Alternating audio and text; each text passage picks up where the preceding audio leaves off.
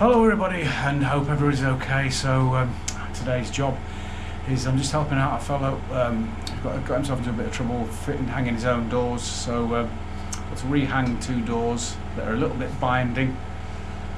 So basically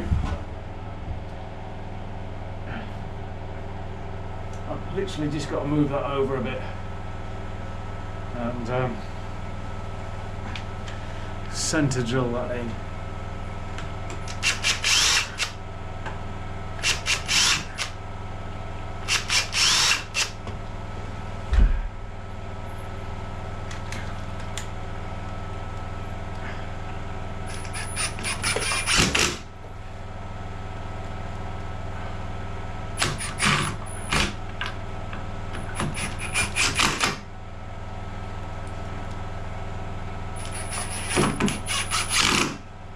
So do the same thing on the bottom hinge, and the door won't bind anymore, and it'll be properly hung. So then I've got to put new handles and latches on two doors, move the hinges again the same with the second door, and then replace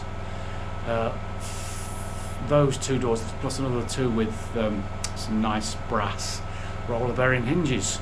Okie doke, let's see how it evolves.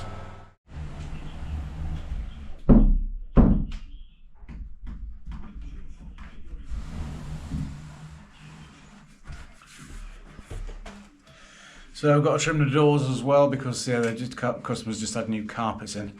So trim the two doors, and that should provide a fix for the couple.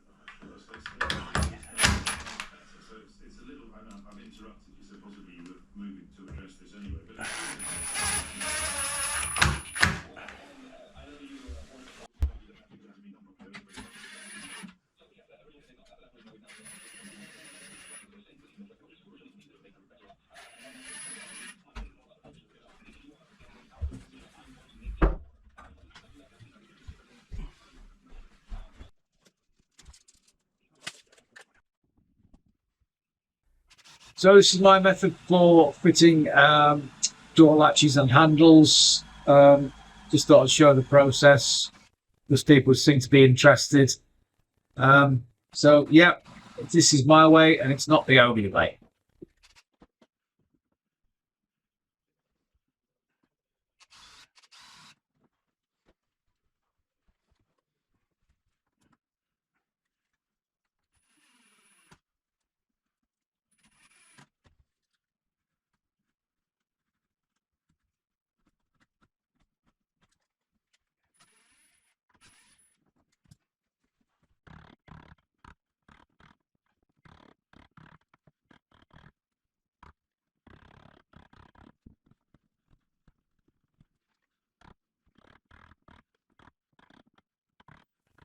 So the idea is to recess this latch, and you're going to try and get it as equal as possible, because if you recess it too much at the bottom, not enough at the top, then the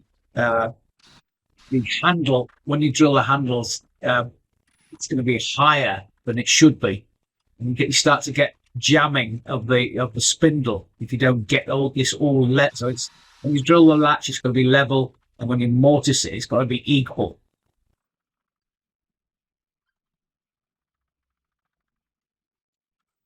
And then the final important job of getting the uh, handle level is customer has an input.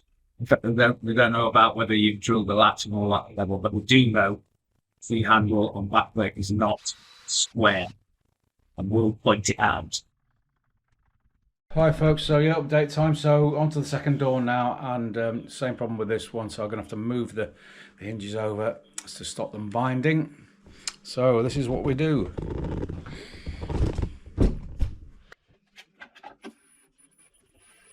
So when you've got binding hinges, you ostensibly need to move the hinge plate over 2 or 3 mil, and because you've got an established hole, the screw is always going to go back in the hole. So basically, if you undo the screw, and so in undoing the screw, the tapered screw thread will become a smaller diameter, and just leave it hanging on that smaller diameter, and then use a centering drill to re-center the hole below and put one screw in.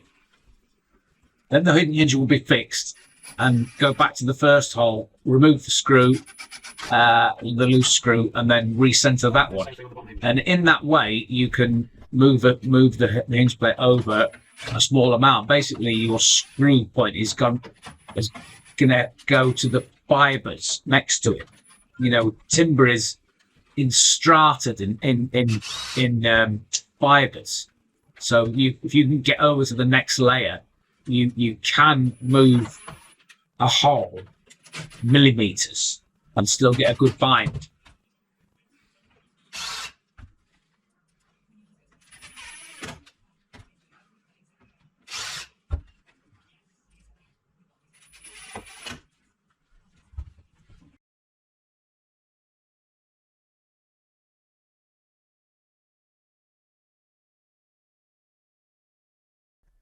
So my heart sank when this customer asked me to assemble this flatpack daybed. I absolutely loathe the flyers and really do. And this was the worst end of it. This was a Chinese cheap flatpack daybed. So a bed is what 1,800 long. So it included joining panels together, which is a complete no-no. I mean, it's I said to the customer, like, in the future, always go for IKEA. This is the dregs of a product, and it proved to be right, because it was an absolute nightmare to assemble.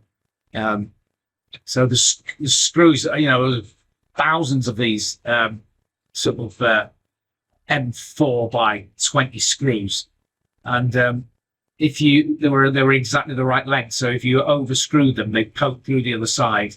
So I ended up having to angle grind the points through. The whole thing was a disaster.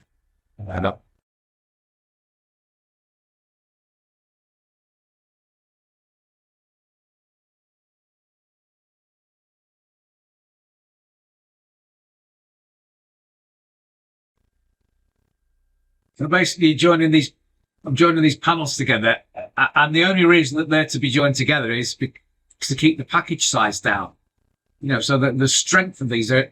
I mean, look at this. Now there's a strip to go over to support the joint. I mean, it's just poor, totally poor. But when the customer got it for a good price from a second-hand shop, so it's no wonder nobody wanted it.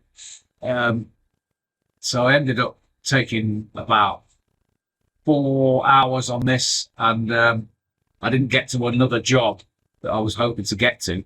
So, fundamentally, I lost money. It's only because I hold this customer in extremely high esteem. I want to do the job for it.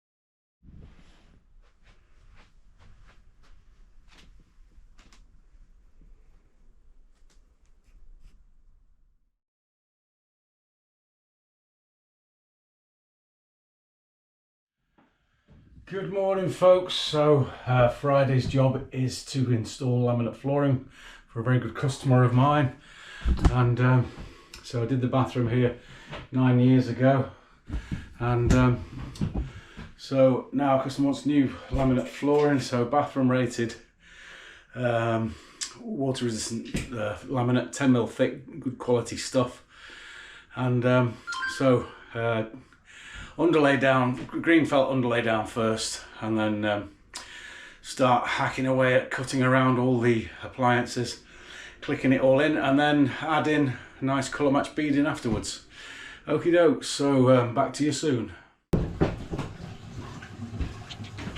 So first job, get the door off and then get the bath panel out, because we need to trim the bath panel. Can't block it in with flooring, and wasn't too easy getting this bath panel.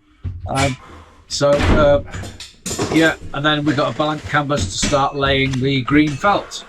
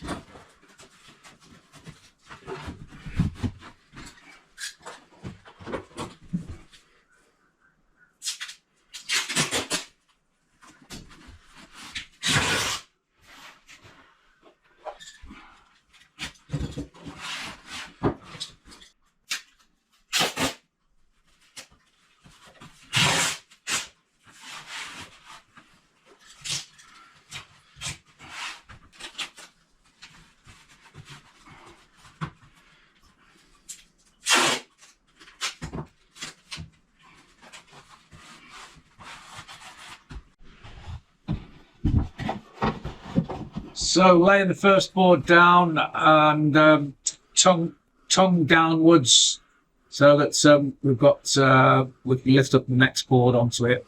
Okay.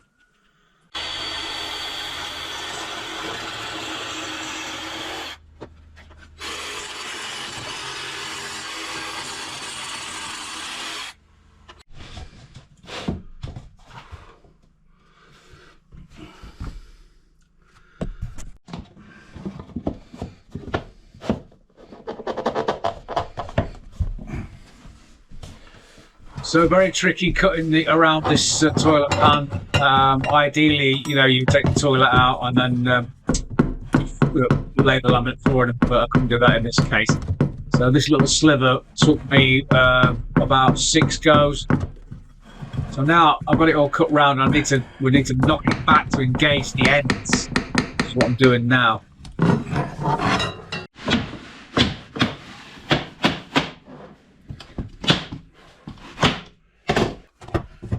So just showing how to lay the next board. So cut around the architrave, leaving an expansion gap, and then you have to engage the when you've got room to knock it, you've got to use this knockback tool, and so close up the gap.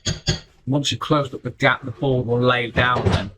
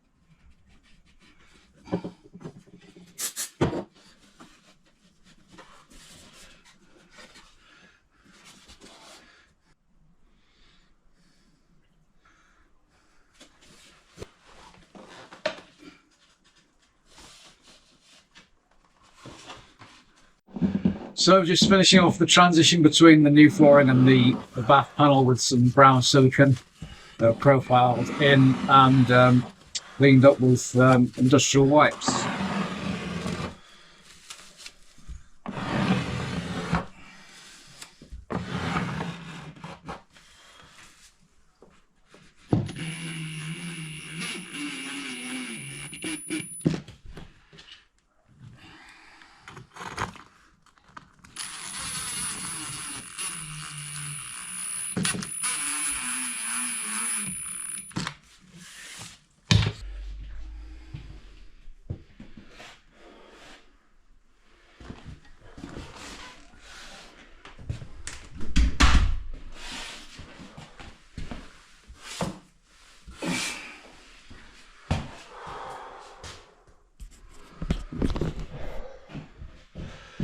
So long day and job done.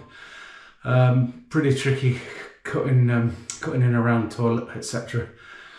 So yeah, hard day's work and looking forward to flopping in a jelly brain form onto the sofa. Okie doke. Got some work tomorrow, so see you tomorrow. Have a great weekend.